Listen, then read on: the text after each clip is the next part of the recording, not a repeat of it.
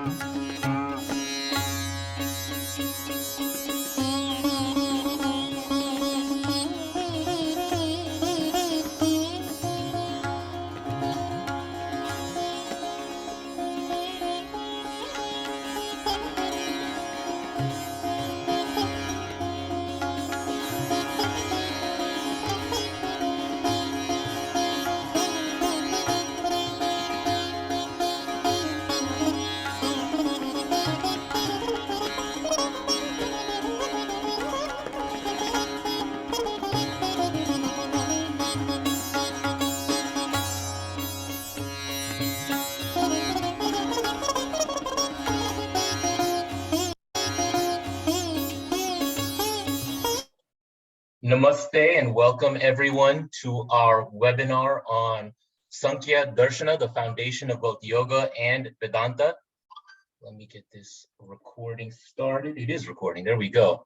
My name is Ankur Patel. I'm the Director of Advancement for Hindu University of America, and we host these Saturday morning webinars to introduce you to new courses, new opportunities, new ideas. And today on Sankhya Darshana, we have Dr. Kuldeep Dhiman, who's our special guest panelist, and he's going to be teaching a course at HUA in this next quarter. Also, we have none other than President of Hindu University of America, Sri Kalyan Vishwanathan, the driving force behind the growth and development of Hindu University of America.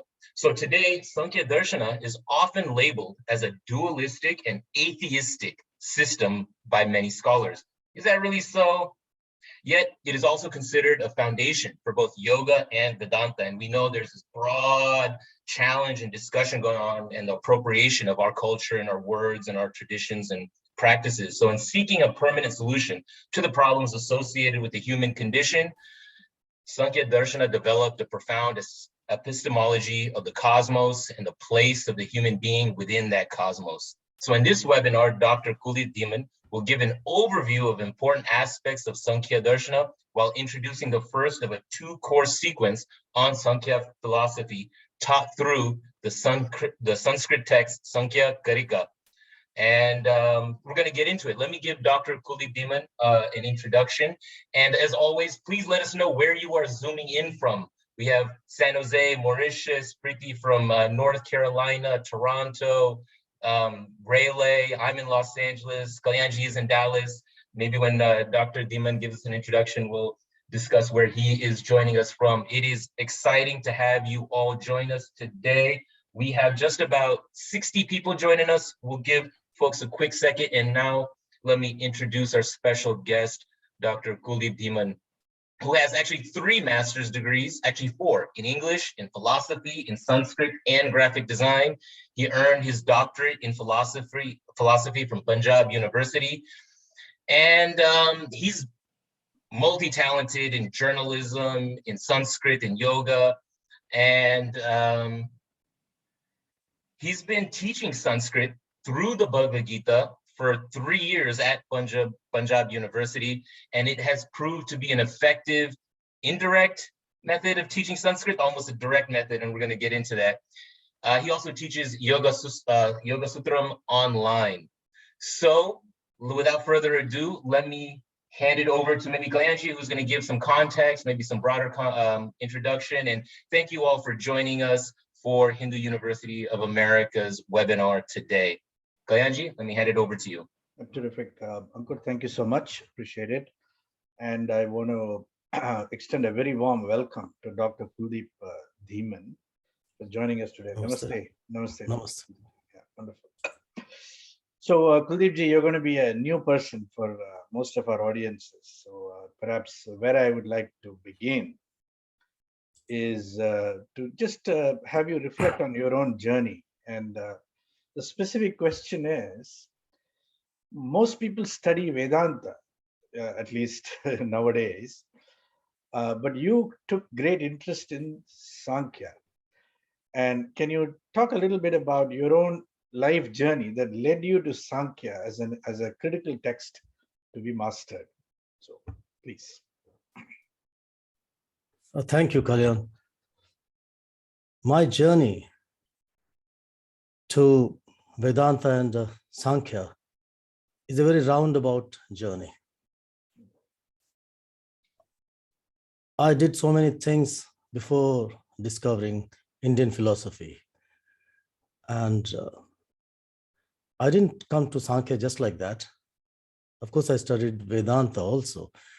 And when I was doing philosophy, we had a paper, Indian philosophy. So in that, I studied Vedanta and Sankhya and other major philosophies of India, including Buddhism, Jainism. So got a broad overview of all of them. Is my the sound quality clear? Yeah, it's fine. Okay. Yeah. So then over the years, I started taking more interest in Indian philosophy. Earlier, it was all Western philosophy. It was Western science and Western literature. Everything was largely Western, I would say. And because that's what we were taught. In Punjab University. Not in Punjab University. My schooling was done in Bangalore, by the way. Oh, really? So over there also, it was more or less the same. And of course, we had some idea of Indian culture because we are Indians. So it's there in our culture, but it was not to be taken very seriously. We were told, we were taught, that this is just a dogma. It's just outdated, something like that. And it was more fashionable to study things Western, including the language. And that's how it was. And to this day, I don't regret it. I mean, I still love Western philosophy. I love all those great philosophers like Aristotle, Plato, and Socrates, Immanuel Kant, and John Stuart Mills. So such people, they are good, great, and literature also. But I've also come to appreciate what Indian philosophy, Indian literature has to offer. So that's how somehow, I took a very long detour to reach this. And that's a good thing, because otherwise you get a tunnel vision. Otherwise you say only my culture is good, only my religion is good, only, that kind of a thing. So when you study others also, so it's good, it broadens your vision, and you learn a lot from others. So that's, I feel it's a good thing, though I came very late to it, but I feel, it was nice. It was a good experience. And I'm interested in Sankhya, no doubt, but I studied Vedanta first because that's what we hear most of the time, and books, and even most of these Swamis, they generally Advaita Vedanta is taught by all of them. And my first book was also on, not first book, my third book was on Yoga Vashishta, which is a seminal text on Advaita Vedanta. There's nothing better than that to understand the Vedantic philosophy. So, but then I said, I don't get, an interruption. When you say third book, you're saying it's a book you wrote, or a book you... I wrote, it was my third published book. Third published book. Okay, great. Excellent. Yeah. So the first one was, if you just want to know, the first one was on my PhD thesis, and that was called Emotions, the Essence of Life. So it was based on the Darwinian theory, because I was doing philosophy, but at that time I was studying focusing mainly on Western philosophy. And I was, right from my childhood school days, I was interested in Charles Darwin and his theory. And in the last 50 years, they have started developing a way of doing psychology. So it's called evolutionary psychology. So they base human psychology on Darwinian principles. They try to explain. So that's what I did. And then later, my second book was on, it was called The Ultimate Iconoclast. It was on the philosophy of Rajneesh Osho. So that was the second book. And then third one, of course, my Guruji introduced me to this Yoga Vashishta. And it is a huge book, and it took me many years to even read that and then write about it. So that way I came to Vedanta first. And then, of course, because Sankhya was part of our curriculum, I studied Sankhya. I had some idea of it. And later on, when I got interested in other things like yoga, so I had to study Sankhya. You should get a good understanding of Sankhya in order to understand yoga. So that's how I came to it. Okay. And now it's not that I don't like Vedanta now or anything. It's not like that.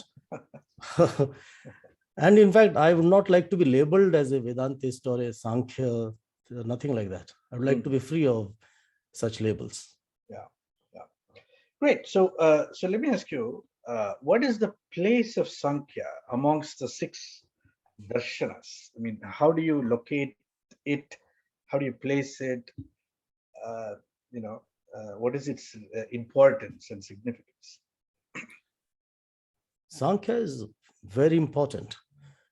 And in fact, all darshanas are important. And we are made to believe that these darshanas are opposed to each other, or some kind of there is some disagreement, something like that. But it's not like that. If you study them properly with an open mind, okay, they have a way of putting certain things in a certain way. Terminology may be different. Somebody may lay emphasis on something else. Somebody may lay emphasis on something else. But there's not so much opposition as there is between the Gnostic schools. For example, there's internal rivalry maybe between the six Vedic darshanas, I would like to call them, also called Astic darshanas. So they come under the Vedic stream. So in that you have Purva Mimamsa, Uttar Mimamsa, and then you Sankhya, Yoga Darshan, Nyaya, and Vaisheshik. These are these. And then on the other side, you have the Buddhists, the Jainas, and the Charvak. So there is an opposition between these two.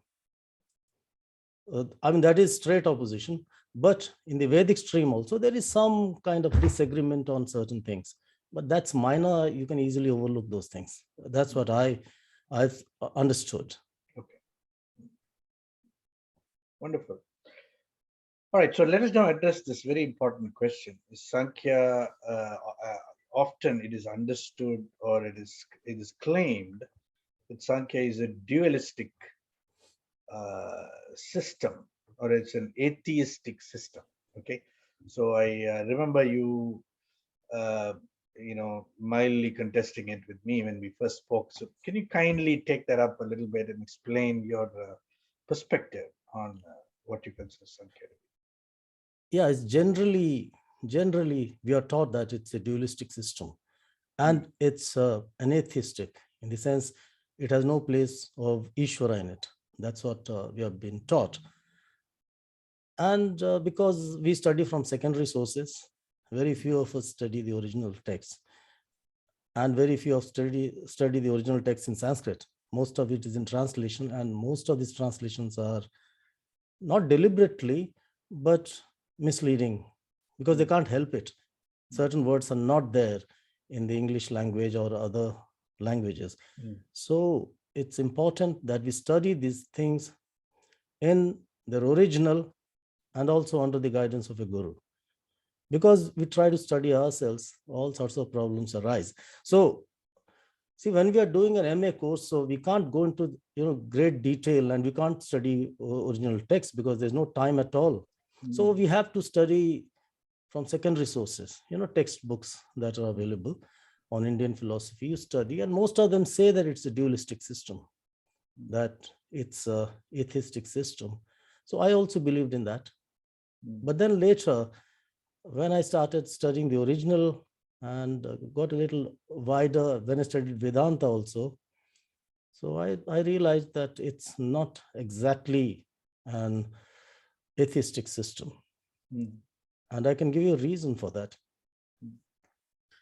First of all, what is atheist? What is an atheist according to you or our participants? What do they think as an atheist? Maybe you can point out, or somebody else might like to. Well, why don't we ask our audience? What do you understand by the term atheism? Just type an answer in the chat window. Okay, please, everybody. Does not believe in God. Doesn't believe Veda is an authority. No God. Doesn't believe in God. Okay. Okay. Atheism doesn't believe in anything. Okay, we got the gist of it. Well, nobody can believe in, you can't say nobody believes in anything or does not believe in anything, because some belief system will be there always. Maybe we may not be sure. Anyway, so atheistic, one definition somebody gave, that somebody who doesn't believe in Vedas, right? Who doesn't take Vedas as pramana, Vedas as this one. But then Sankhya comes under the Vedic system. You should know that. And it does accept Veda as pramana. So how can we call it atheistic from that point of view? Correct. We can't. All right. And so another thing, if it holds as Veda as pramana, pramana means Veda as the ultimate authority. Just like, for the English language, if you have any problem regarding spelling, Perhaps the Oxford University or the Cambridge University, could be, they are pramanas, that's where we check, or even Webster's dictionary and Collins dictionary, all these great dictionaries. So pramana means some source, some believable source, trusted source. So they say they believe in what the Veda says. So Sankhya does believe in Veda says, and Veda does talk about Ishvara, doesn't it? Yeah. So how can you say it's an atheistic? Secondly, some people also say that Mimamsa Darshana is also atheistic. At least some section of Mimamsakas are supposed to be atheistic. This is again contestable, because what is Purva Mimamsa? Mimamsa means all about yajna and this karma kanda, things like that. So what are you performing the yajna for? If you don't believe in Ishvara, what is all this? So it's somehow mistranslation somewhere or misunderstanding somewhere. And even many great teachers hold this view. And I'm not saying they're wrong, because I could well be wrong, you see. So I'm, I accept that. But at the same time, I also contest this view, because we believe that although the acharyas may have said the right thing, although the great teachers, they were great, obviously, but we have this, you can say, freedom to even question them. Right. Even if it's written in some Upanishad or something, you can always question, and nobody is going to get very upset about it. They may dismiss what I say. Okay, they'll say, this guy, this is rubbish, what he's saying is rubbish. That's fine. Yeah. But at least the freedom is there. And so that's how this system, this Vedic system, keeps growing all the time. Because we keep adding to it. We're not supposed to just keep repeating what was repeated by earlier acharyas. Suppose I'm learning from my acharya, I'm supposed to add something to what he gave me. Just as you are, let's say, a child of a very rich person, and you're not just supposed to just squander that money. You're supposed to make some addition to the family wealth, correct? Only then you'll be called successful. Similarly here, we must learn up from our teachers. As I say, we must learn these things from a guru, no doubt. But then at the same time, if and when necessary, we could add our own. It should not be done just for the heck of saying something new. It should be done if it's really required. So that's what I feel. And it's not just I who say, who believes in this. There are some other acharyas also. They say that Sankhya is not Nirishwarvadi darshana.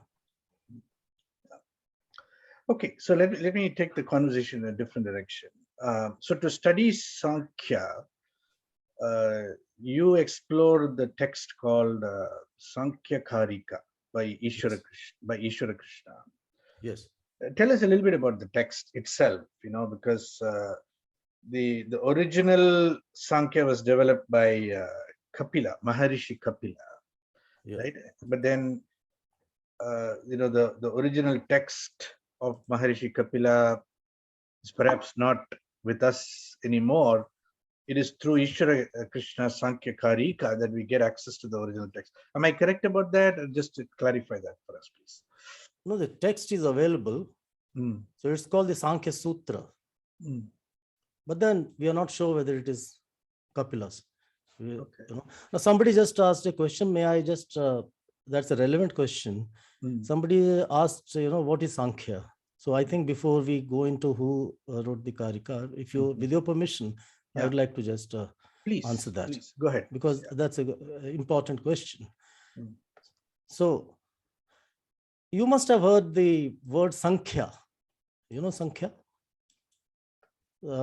I suppose most of the participants, if they are from the Indian origin, perhaps know some of these words. Sankhya means a number. Hello? Yeah. Sankhya means number. And darshan, it's not darshana, it is darshan. Darshana. So darshana means seeing a thing, seeing. Darshana means seeing, darshan de do. You say you want, so you see the thing. So it's not, it is translated as philosophy, but it's not very accurate. Here you're supposed to see the truth, not just argue about it. So now what is this Sankhya? It comes from Sankhya. Now, for example, there is a, say, a blue colored book in front of me. Now, if I ask you what the color is, you may say it's peacock blue. Somebody else may say it is some other blue, and somebody with some eye defect may say it's some other color. So you can always disagree. Similarly, about food, you may say it's wonderful. You may, similarly about art or something, you may agree, you may not agree with the other person. But 2 plus 2 is 4. Can there be much debate about this? Can there be much debate? There can't be much debate, because whether you are a Jaini or whether you're a Charvak or whether Vedanti or whether you're a Christian or anything, 2 plus 2 will be 4. So because that knowledge is, it's certain knowledge. And perhaps most of those who have studied Western philosophy, that Plato wrote, let those who do not know the principles of mathematics not enter my academy, because they believed mathematics was the best, it gives, because it gives certain knowledge. There's no debate, generally no debate there. So that's what they believed. And here also it means certain knowledge. Sankhya, it means certain knowledge. So it, I don't want to go into the technicalities, but it's use some upasarga if you use, and kya prakathane. That means prakathane means to describe something, to talk about something. And it also means samyak vichara. Samyak vichara means proper way of thinking. Most of us do think, no doubt, but our way of thinking is often flawed. It's not very logical. We don't argue ourselves well. So this is what Sankhya means. I hope this is clear. If there is any doubt, you can raise a hand or ask a question. So this is what it means. Sankhya. So Sankhya means certain knowledge, proper knowledge, proper way of thinking. Okay. Right. So 2 plus 2 is equal to 10 in radix 3. Okay. All that is a different thing, but I'm talking about normal mathematics. I'm not getting into very complicated maths here. And of course, in maths also you can disagree. That's why there are some people come with different way of doing the same thing. Okay, so you asked about Ishvara Krishna. So, yeah. Although this was written by the Adi Acharya, is called Kapila. He was the he's supposed to have given us the knowledge of Sankhya. He was son of Brahma, and all that goes on. And then Ishwar Krishna, we don't know, but some scholars think that he was born in 300 BC. Like most of our scholars, there is no general agreement, but anyway, it's more than 2000 years or so. That's the thing. And Kapila's, whatever is, if he wrote those things, they are called Sankhya Sutras. Now, sutras are very difficult to follow. They're not easy to follow. They're very short, very, very, very telegraphic sentences, statements. So they need a lot of interpretation and explanation. And now Ishvara Krishna. So he wrote this. It's called Sankhya Karika. Okay, Karika. That's how you pronounce it. Sankhya Karika. So Karika, one is Sutra. Sutra is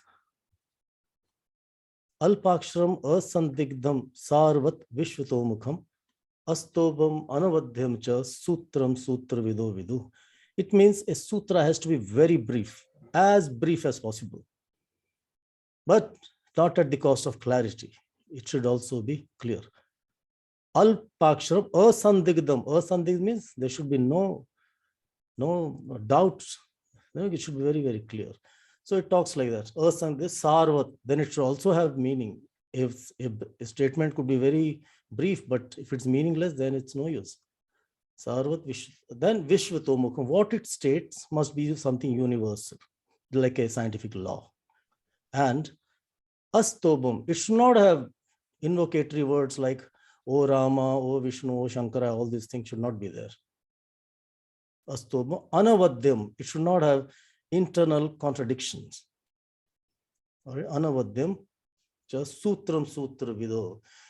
Those who know the sutras define it as such. Now this is sutra, but what is a karika?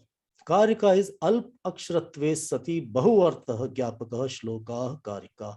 Now sutra is not set to meter. It's not set to meter. If you're familiar with Panini's sutras or even the Yoga sutras, atha yoga anushasanam, right? Yogaschitta vritti nirodha, that's all, 3 words. So there's no meter here, nothing like that. But in Karika, it's set to a shloka. Like you have shlokas of Gita, etc. So it is set to a meter, and Sankhya Karika is set to Arya Chanda. Mhm. But it again has to be very brief. Alp, as I gave you this, Alpakshratve Sati. It should have as few words as possible, but Bahu Artha Gyapakaha. It should have very deep meaning. Shloka Karika. The shloka that is very brief, but it's pregnant with meaning is called Karika. So this is the definition of Karika. So, Kuldeepji, And- so may I direct the conversation a little bit, if you don't mind? Okay. Yeah, why not? So, so the Karika clearly is a kind of an expository text. It takes the sutra. And It's a gives it- shloka. It's a shloka. Mhm. I mean, you can say it's a sutra in the form of a shloka. Yeah, fine. It's So, yeah. so now, so there are some very impatient people in the webinar asking a question. What is that? I am still waiting to hear the essence of Sankhya. It seems they're upset. You have not said what is Sankhya properly to them. Can you explain to them? Explain in a few brief sentences. What is Sankhya? What does it deal with? What is the subject matter of Sankhya Darshan?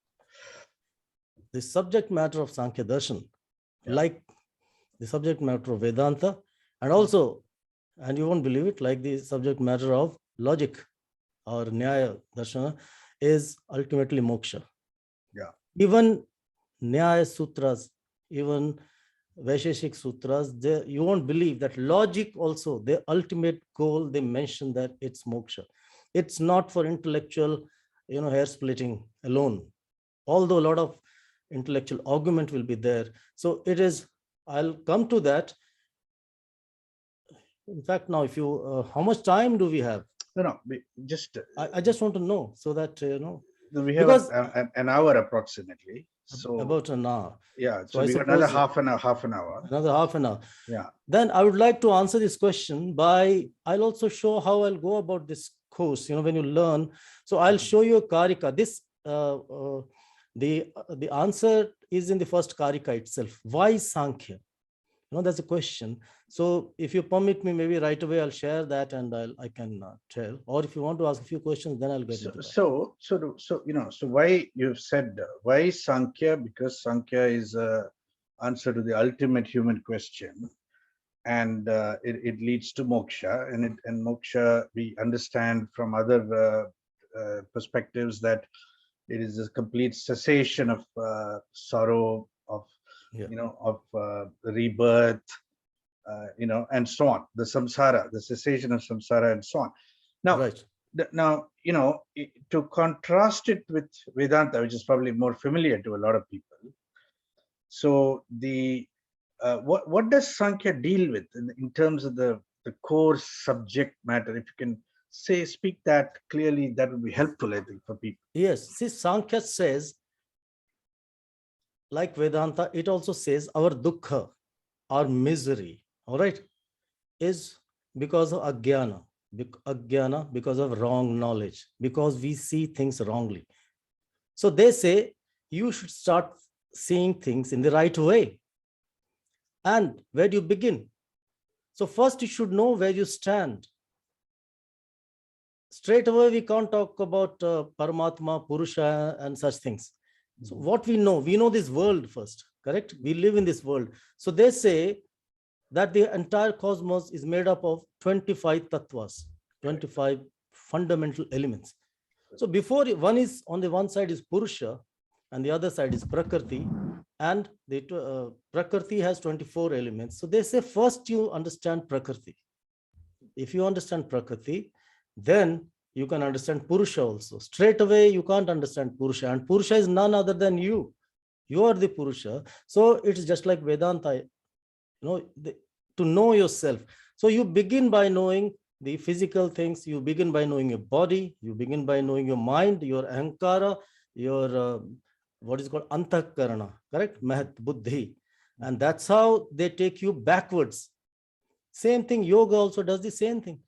It takes you from the physical to the, to the ultimate, that which is not physical. So this is what Sankhya does, and this is what Vedanta also does. That way their goal is ultimately the same, and this is what logic does. Only thing is their methodology changes a little bit here and there, but ultimate goal is only Parama Purushartha. Parama Purushartha is moksha, and moksha is nothing, as you said, it's cessation of our dukkhas, our misery.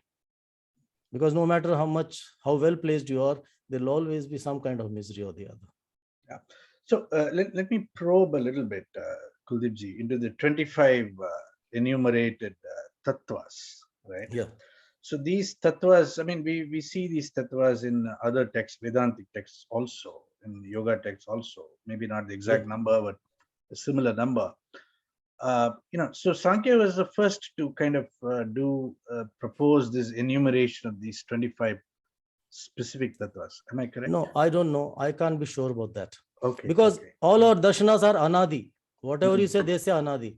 Anadi Right. means beginningless. So Vedanta is also as old as Sankhya, and yoga also. So we can't say. Although if somebody who loves Sankhya very much may say Sankhya was the first one to do it, Vedanti may say they are the first one, but I won't say anything about this. I would rather be silent, because this can't be ascertained.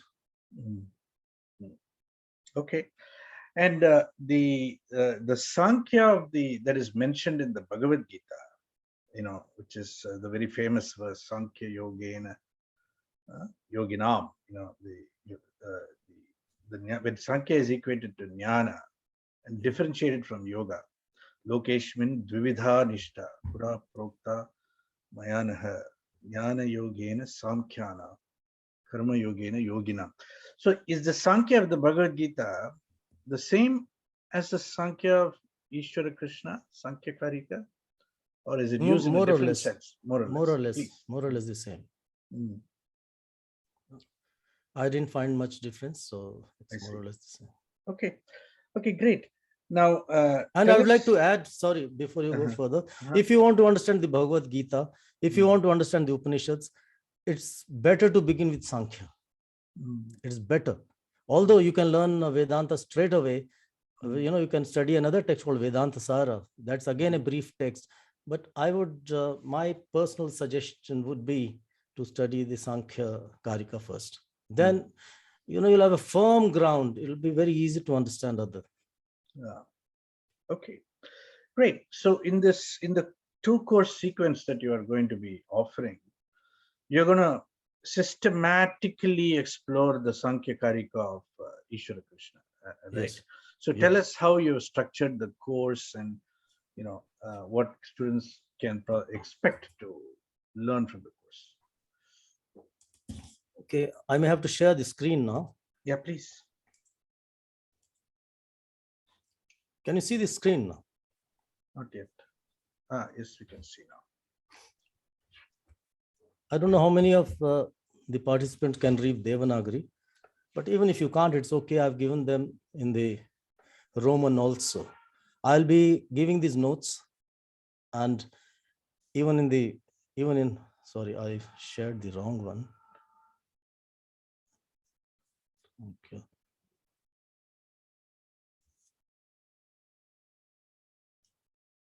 25. Okay.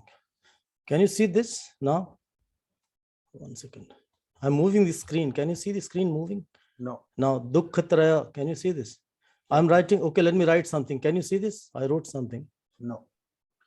So No, you have to so what- you have to stop sharing and start sharing again. All right.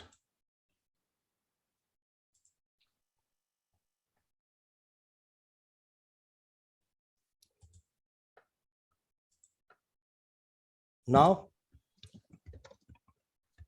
Yeah. Okay. So if you can read Devanagari, fine. If you can't, I'll be also providing this with diacritical marks, and it will be in the Roman script. Okay. So first, this is the Karika. This is Karika number 1, and then it will be available even in Roman. And then each word of this will be given with its meaning, word meaning first. All right. So all the words that are here in this, I'll be giving like this. After that, first thing would be just literal meaning of the Karika, what the Karika says, rough meaning, general. And after that, a detailed, in-depth meaning of that, which may take much longer. So this is how it is. And I would also encourage participants to pronounce these Karikas. Okay. And for this, they need not know Sanskrit. If they don't know Sanskrit, it's okay. But at least let them try, because that's how they'll get introduced to Sanskrit. And in between, I'll also be introducing some little bit of Sanskrit, you can say grammar or a little bit here and there, so that they it'll make them interested enough in Sanskrit to learn it. And also you get a feel of it. See, when you start, if you just read in translation, you won't get the feel of the text. So you should get the feel of the text, whether you know the language or not. So once you repeat after me, you will be, you will get a feel, you'll start liking the language, and you will really, each word, when I break it up like this, you'll get the real taste of it. And then, of course, there'll be a detailed explanation, and also participants can ask questions. If they don't understand anything, they can always ask questions. And if I have the answer, I'll certainly give an answer. Okay. So you're planning to cover the entire Sankhya Karika, is it? That's the idea, because there are 72 Karikas. Okay. Mhm. Now, you have given me 11, what is it called? Lessons. 11, correct? Sessions. 11 sessions of 1.5. So in the first sessions, I'll try my best to finish 30. The first 30, because you can't do more than that unless you just want me to run through them. So it has to be, proper understanding. So even 11 is less, but okay, I'll try to manage. On an average, I have to do 3 Karikas in per session on an average, which I'm sure we should be able to do that. So for example, now this, see, it says Dukkha Traya Bighata Jigyasa Tadapagata Ke Hetav Drishte Sa Partha Chainaikantat Tatyanto Bhavat. Now this, first I'll just read out the whole thing. Then I'll encourage, depending on how many participants are there, to, if there are few, then maybe individually. If there are many, then then you have no choice but to say it in the group. So I'll be saying Dukkhatraya. I'll break it up and say Dukkhatraya. So everybody says Dukh. If you want, you can try it now, if you don't mind. Dukkhatraya Abhighatat. Maybe Kalyanji, you can start so that they get engaged. Dukkhatraya Vighata Jigyasa Tadabaghatake Hetav Drishte Sa Partha Chainaikantat Atyanto Bhavat. Atyanto Bhavat. Yeah, I'll be going a lot more slower in the class, but now this is a webinar, so it's just a kind of a sample. Then in Sanskrit, there are a lot of sandhis and samasas. See, this is such a huge, one long word. And this also is a long, it looks like one word. So this is called sandhi and samasa. So I'll be breaking these things, so that you get exact meaning, and that, if I say something wrong, you can catch me. So dukkhatraya. Now you ask the question, why Sankhya? Why Sankhya Karika? So Ishwar Krishna straight away answers this question from the very first karika. He says dukkhatraya. Dukkhatraya means three types of dukkhas, three types of miseries, right? Now he says dukkhatraya abhigatat. We are always bombarded by three types of miseries in life. Now what are they? Adi adhyatmika. Okay, adhyatmika dukh is our physical and mental problems. Who doesn't have them? Even the most prosperous people can have them. Even poor can have them. So we can have mental problems, we can have physical problems. Okay, so we are bombarded by what? Adhyatmika dukkha, that is sharirika manasik. Okay, that's called adhi and vyadhi. Adhi is mental and vyadhi is physical problems. Okay, abhigat means bombardment. We are struck by them all the time. And adi bhautik dukkha is like fear from thieves, animals, serpents, etc. So this is adi bhautik, external problems. And adi daivik, something which are beyond our control, like meteors striking us or some tsunami, something like that. So they are called three types of dukkhas. Now all the dukkhas in this world can be classified into these three. And we all have suffered these. Correct? Now corona, maybe you might place it in the second adi bhautik, or you might like to place it in the third category. That's a different matter. So now all this, so he says, tad abhagatake hetav, for that reason, you have to do jigyasa. Jigyasa of what? Jigyasa means you have to contemplate. You have to study. Study what he hasn't mentioned, but study the Sankhya philosophy. So this is what he's saying. To get free of these problems, you have to study Sankhya philosophy. Now, an opponent says, because we also take care of what the opposition says. So the opponent says, Drishte Sapartha. He says, when we have, for example, physical problems, we have the science of medicine. For mental problems, we have science of psychology, right? And for external problems, we have other means. We can deal with them, floods, etc. So why Sankhya? This is what he says. Sapartha. That means it is not worth, Sankhya is not worth studying. This is what the opponent is saying. Okay. This is what. But then now Ishwar Krishna answers, no. He says Sankhya is important. Why? Because ekanta, it is, see, this will be breaking like this.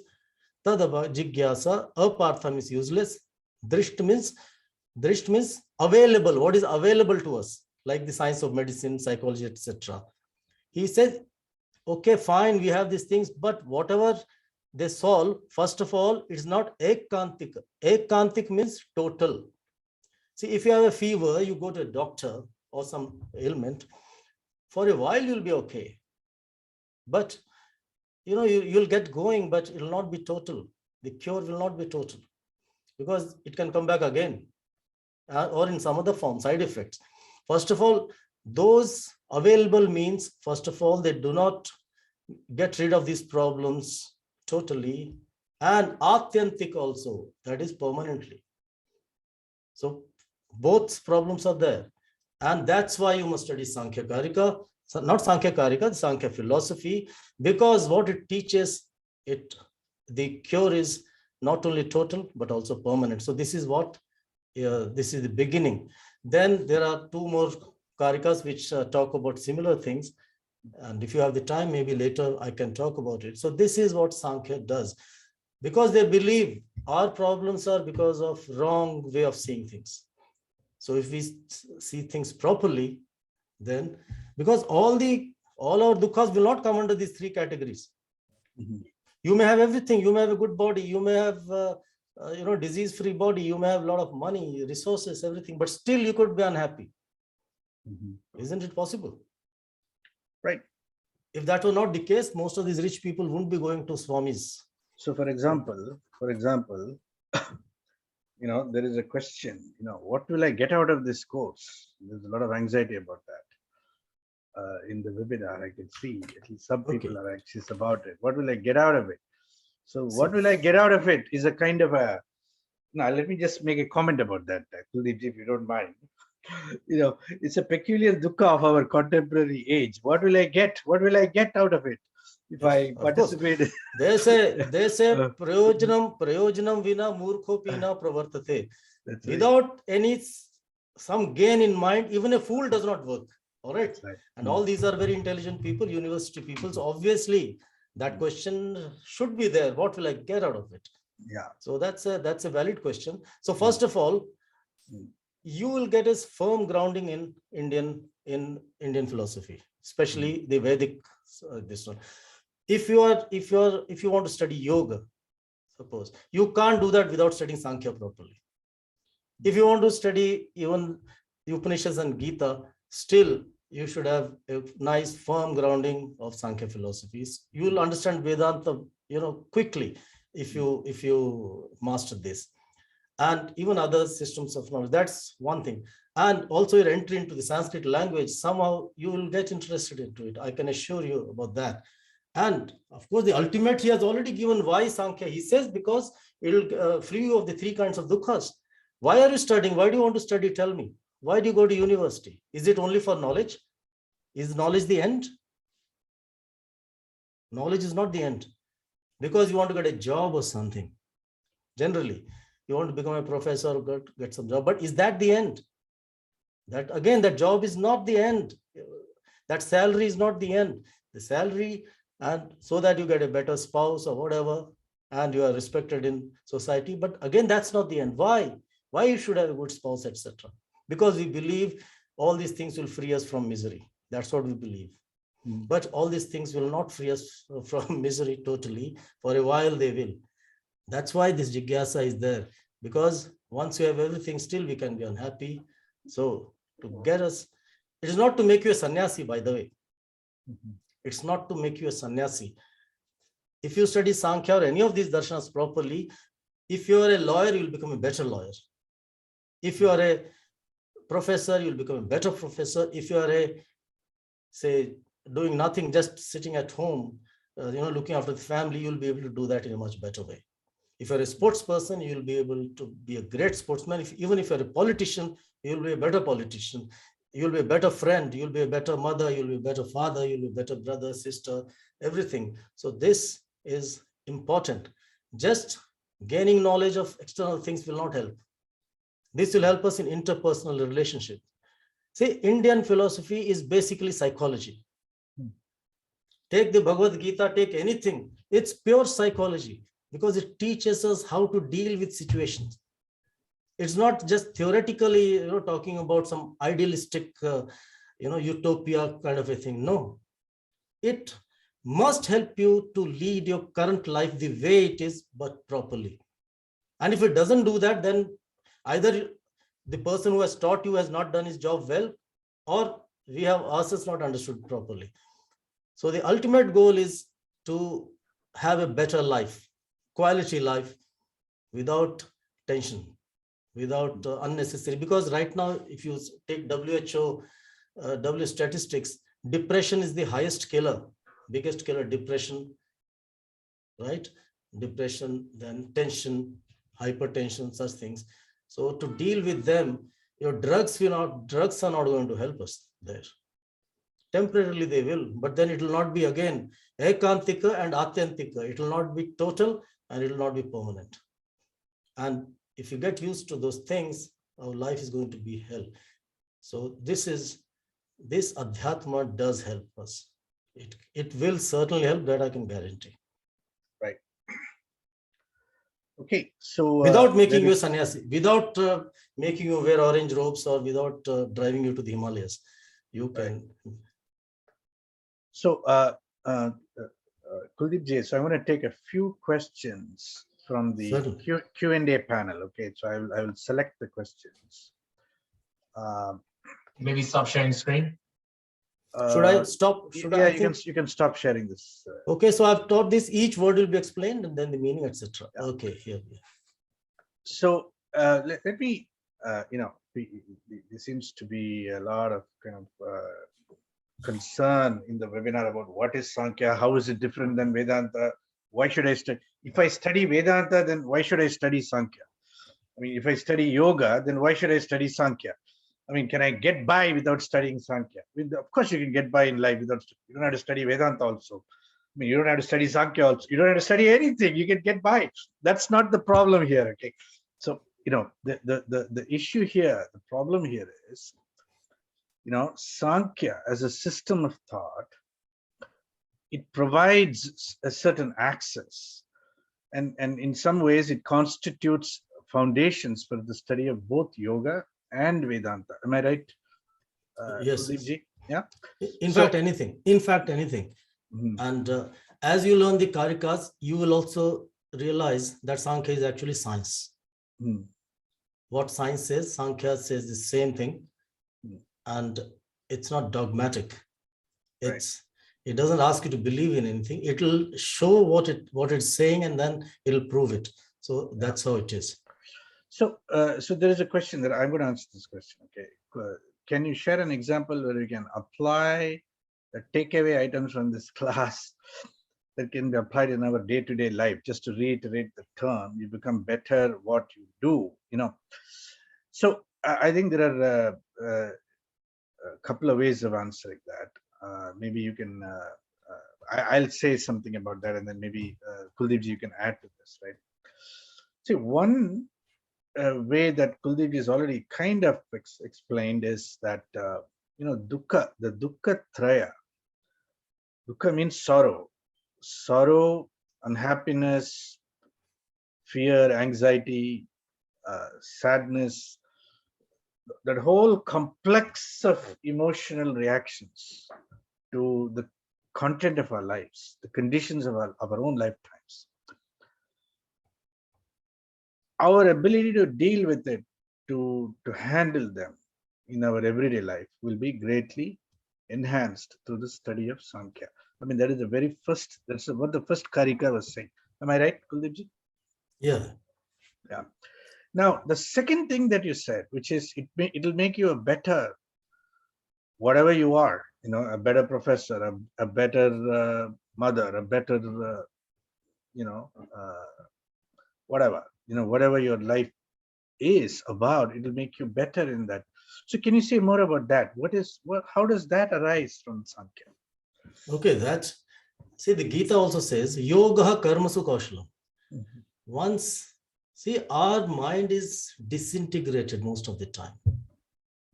Most of the time it's disintegrated, but somehow we carry on because it's just integrated enough to carry on. Okay, our mind is split. We are all split personalities. And what does yoga do? Yoga it joins them. It unifies all these split. The minds, it's like a prism. Same mind says, I want to do Sankhya. Then again, same mind will say, no, I'll do Vedanta. Same mind will say, why should I do this? Let me do something else. Let me go and have a beer or something. Why waste time in this webinar? So that also, the mind will keep on fluctuating because that's its job. And that's why yoga says, yoga chitta vritti nirodha. Yoga takes the philosophy of Sankhya. It's a practical wing of the Sankhya system, you can say. So it says yoga chitta vritti nirodha. Every time there is so much of bombardment on our mind, we see so many things. We want this, we want that, so many things. And now with everything available everywhere and online also, so the mind keeps fluctuating all the time. And because of that, see, mind is like your car's windscreen, you can say.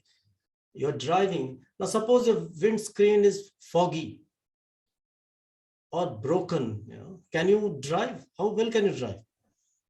Somehow you'll manage, but the screen has to be clean. So same thing, because if the mind is clouded, the intellect also stops functioning properly, because intellect directly cannot process anything. It needs the help of the mind, and the mind needs the help of the senses. Correct? Now I'm sitting right in front of you talking to you, but suppose my mind is elsewhere. Whatever you're saying, I'll not even understand. Nothing will go into my head because my mind was elsewhere. So mind has to be focused and integrated. And that's what Sankhya will help you. I'm not saying only Sankhya will help you. Even Vedanta will help you. Even Nyaya can help, or something else. Even Bhakti can help you. Now somebody asks, why Sankhya? No need at all. Maybe if you're a Bhakta, your Bhakti, your just devotion might just, that's enough. You can do that. That's not necessary. And even that, even if you don't want to do Bhakti, it's still fine. If you're naturally, calm person, it's okay. You don't need, see, if you're not well, if you're quite well, why do you have to go to a physician? Unnecessarily, you will create problems for yourself. So if you're naturally calm, naturally focused, then fine. Don't go to any Sankhya, don't study anything. Just be what you are. But ask clearly, am I really focused or not? That only we can decide, whether. So you need all these things. But then there are many ways of doing it. You can do through the Bhakti also. You can just sit and also maybe naturally become calm. That's okay.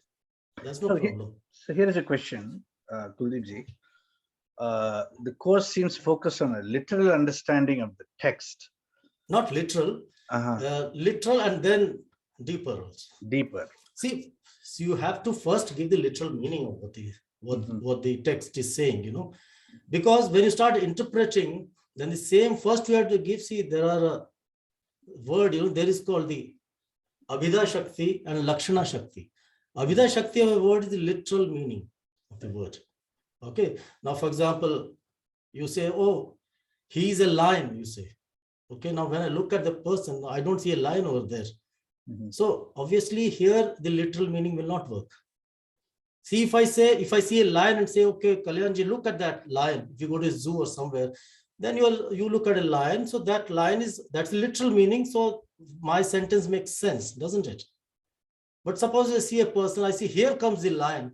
Then you look and you see a person coming, and then you'll wonder, because here the Abhida Shakti will not work. Here the Lakshana Shakti will work. What is the intended meaning? So intended meaning here is bravery. This person is as brave or as violent or whatever, like a lion. So that's what I'm trying to say. So that's how it is. So first you have to give the literal meaning of the Karika, and then you interpret. And I make it very clear that this is an interpretation, which could be questioned. Somebody else may interpret the same thing maybe slightly differently. That's how it has to be very clear where, and of course we'll be taking, it's not that I'm going to say everything from my head. I'll be taking, I'll be depending upon Gaudapada Bhashya and Vachaspati Mishra's Bhashya also, all these great acharyas and so many other acharyas, and my own guru also, Professor Dharmendra Sharma. What I've learned from him, I'll also be referring to, these gurus, and of course saying it in my own way. Yeah. Because that's how it is. Okay, wonderful. All right, great. So I think, to summarize, right, this course, the 2-course sequence that Dr. Kuldeep Dhiman is going to be offering is an in-depth study of the Ishvara Krishna Sankhya Karika as a text. Okay, that's what is important for all of us to understand. Yeah, it's a text-based. It's not from secondary sources. Yeah, it's a text-based course. Correct. And so you're going to get it directly from Ishvara Krishna's Karikas as interpreted by Dr. Kuldeep Dhiman. And it is going to be as close to the original Kapila's Sankhya Sutras. Now, let me just pull up this poll. I'm just going to ask for your course interest. Everybody just kindly please answer the poll question, yes or no. Okay. Or maybe I have some questions. Everybody, please just take you 30 seconds to answer it. Please just put your answers, and then we'll shortly, conclude. Now, let me ask you one more question from the. See, there is a question from one gentleman here. Sankhya has Purusha and Prakriti only. There is no mention of Ishvara to my knowledge. hence Sankhya is non-theistic. I mean, this is there's a logical flaw there, but nevertheless, and he's asking, can you quote the direct quotes from the Sankhya Karika mentioning Ishvara rather than a circular argument of Vedic, etc. So he's challenging you, Kuldeepji. Okay, so what do you have to say about that? Yeah, this challenge, I shall accept it, but I can't answer this in such a short Yeah, this understandable. one. And it will be So, yes, so I'm going to because, tell Anand Dabakji, and Anandji, you should take the course. Okay, please kindly take the course. See, but I'll point out one logical flaw in Anand Dabakji's argument. One logical flaw. Okay. See, the idea that Ishvara is not mentioned in the Sankhya Karika, it automatically means Sankhya is anti-Ishvara, or it negates Ishvara, is a false argument. It's logically false argument. It may not mention, but it may not be against. So there is a distinction between the two, but we'll leave it at that for now. I would like to add to this. For example, you ask me to, suppose I'm teaching mathematics. Yeah. All right. So I may not mention Ishvara in that. But does it mean I don't believe in Ishvara? And secondly, what is Ishvara? That's my question. Now, who asked this question? I would like to, I don't know his name. You mentioned his name just now. Who asked this question, sir? Anand Dabak. That's his name. Anand Dabakji. Now, could you tell me what your definition of Ishvara is? Well, he'll have to type it in. He'll have to type it in the chat. Okay, generally we think Ishvara is some, generally translated as God, right? Yeah, but if you study the Yoga Sutra, he will tell Ishvara is nothing, but Purush Vishesh is Ishvara. He is also a Purusha like us, but he's a Purush Vishesha. He has more power, that's all. So there's no need to mention because you're talking about the individual. So Dabakji, I just said there's no mention of Ishvara. Okay, omission doesn't mean disbelief in a thing. So this Ishvara, according to Sankhya, and because I'm taking help of yoga here, because yoga does mention Ishvara, so it is just a Purush Vishesha. You yourself can keep on with certain techniques, you can keep on realizing yourself, and one day, for example, you may become Indra one day, you may become a Devata, Indra or something, and then you get a lot of, when you reach that extreme, you will be called Ishvara. So this is what the definition of Ishvara according to yoga. I'm not asking you to believe it. You should not believe just like that. You should question, no doubt. But then these answers cannot be given, just within 1 hour thing.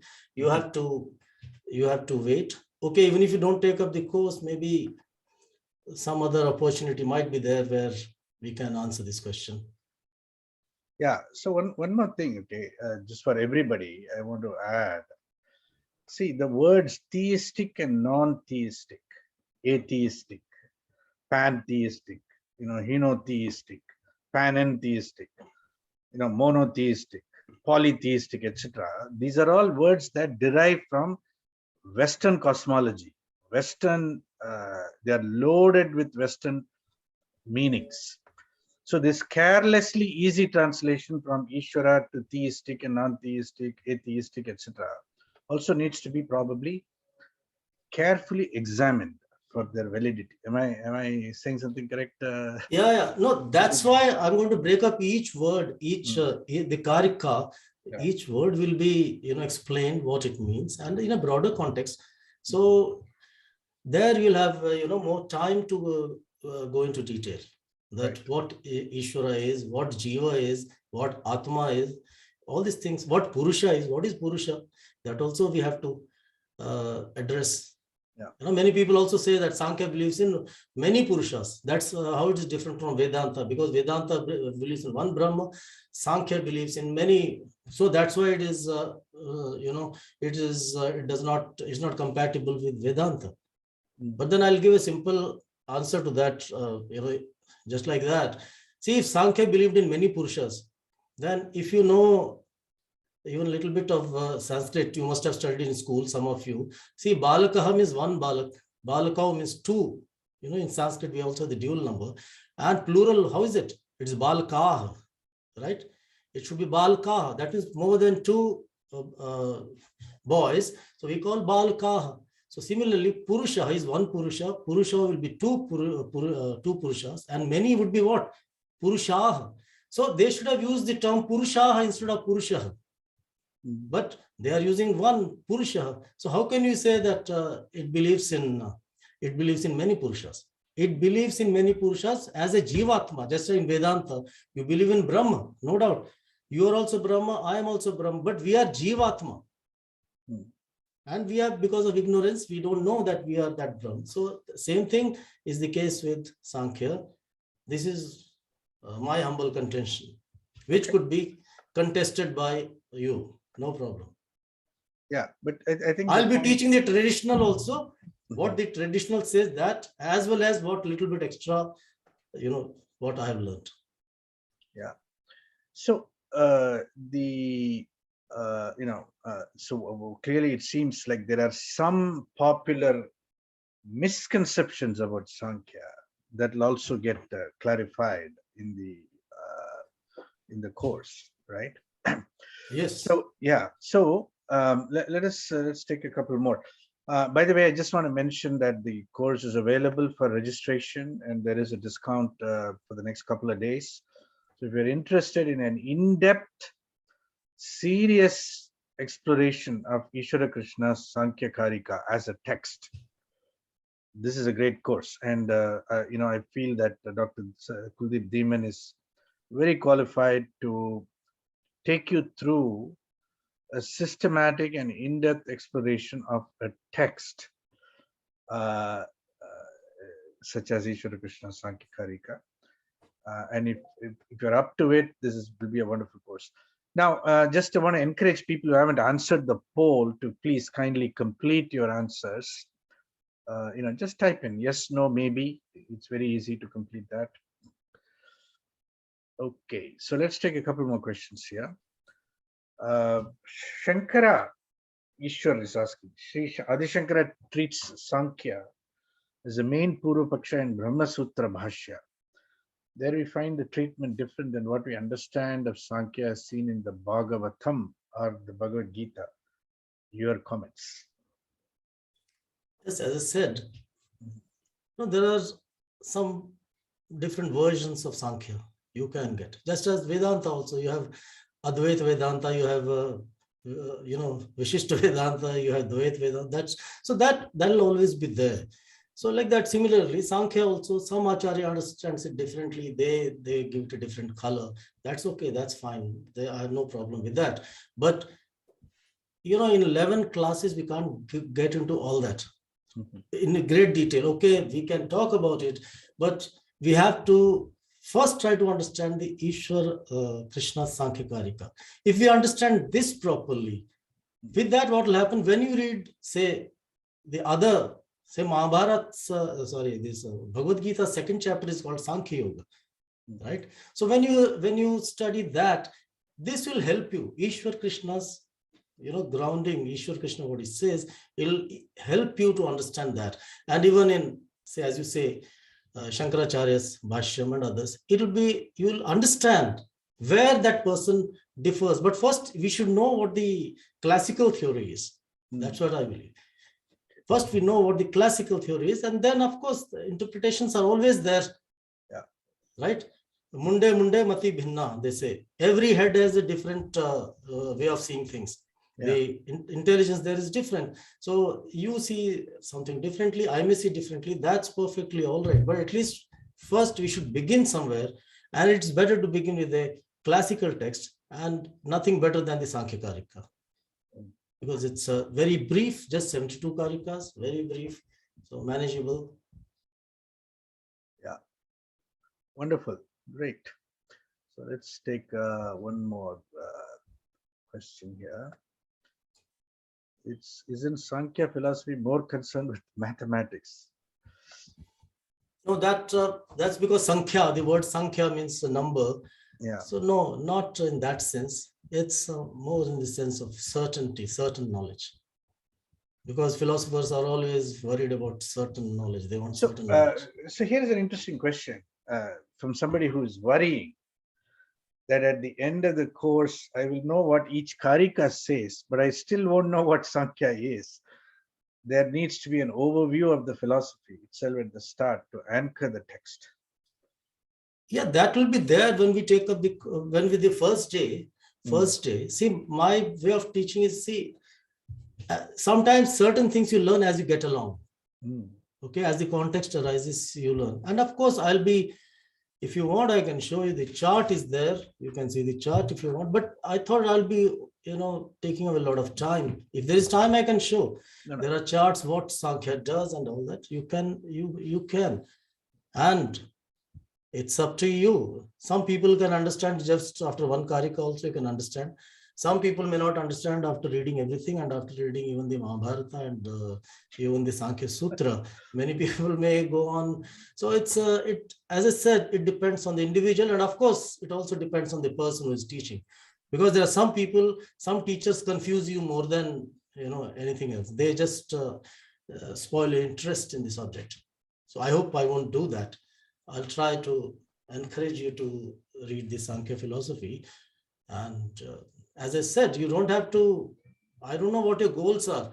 If you're going to appear for an exam or something, planning to do that, then you have to study it differently. But if you just want to know what life is, how to lead a good life, then your way of, you'll be approaching it differently. So I don't know what the goals of, so many participants are, how many of them may be. Right. But anyway, so we're going to end the webinar in just a minute. I would like to, just emphasize that this course is a very deeply textually based course. It applies for people who are naturally inclined and interested in learning a new text. It's a very short text, 72 karikas, and it'll be covered over a period of 6 months. And under the guidance of Dr. Kuldeep Dhiman, if you're interested in a deep textual appreciation of Sankhya Darshan, this is a wonderful, wonderful 2 courses to take. Okay. With that, I would like to invite all of you to kindly answer the question posed in the poll. Let us know if we should follow up with you. If you're ready to register, kindly register immediately into the course. And last but not the least, Dr. Kuldeep Dhiman, thank you so much for joining us today. Thank you for your time. Let me also just end with one word. I mean, just one or two sentences. Sankhya Karika, whether you like the Sankhya philosophy or not, it'll open up the door towards other philosophies. Whether you want to study Vedanta, whatever, it'll open up, and it'll also open up a door to Sanskrit language. And you will get once you get the taste of the original text, then you'll stop relying on secondary sources. Then you will insist on, for example, when you want to study Vedanta, you will tell Kalyanji, no, we want to do Vedanta from the text, not somebody's interpretations or secondary sources. So that it will give you a taste of studying the original. And that's the fundamental principle of the research, that you must study the original in the original language. Correct. And I think, because we've lost access to the language, Sanskrit language, for most of us, right? We are kind of worried and concerned that we won't be able to get the full implication of Sankhya Darshana through the original text. And also because of paucity of time and we're all in a hurry, we just want to give me a quick overview in 10 seconds and let's be done with it. That's probably the mentality of our age in which we live. But, for those of you who are interested in a little more in-depth engagement with the text, I think this will be a fantastic course. With that, thank you all for joining the webinar. Everybody who stayed till the end, I really, really appreciate it. And namaste to all of you. Namaste to Dr. Kuldeep Dhiman. Hopefully we'll see you soon. Hope to see most of you soon. Yeah. And Shubharatri. Thank you. Thank you. Namaskar. Thank you. Namaskar. Bye. Bye.